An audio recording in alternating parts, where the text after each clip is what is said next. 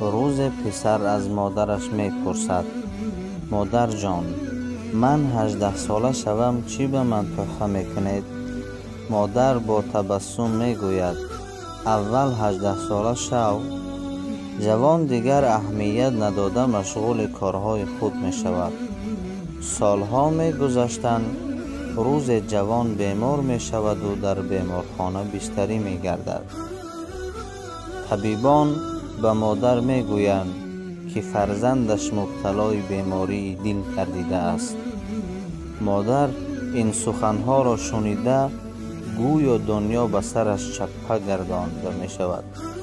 به نزد فرزندش آمده می گوید: بچه جان، جگرک من، تو صحت می شوی، آبرومند می شوی. گویان گریه کنان برآمده می رود. بعد 2-3 روز جوان از خواب بیدار می شود. از دختران مادرش را پرسان می شود: مادرم کجاست؟ چرا به نزدم نآمد؟ دختران می گویند که شاید او را در خانه انتظار باشد.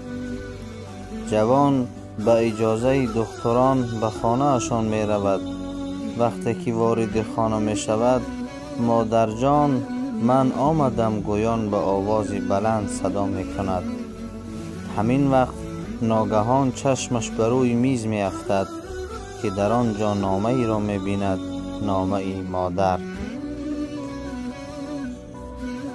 می دانم که این نامه ای مرا می خوانی. فرزندم، جگربندم، جان مادر، زادروزت مبارک.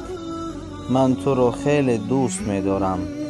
در یاد داری که از من می پرسیدی وقتی من 18 ساله شوم چه تحفه می کنی؟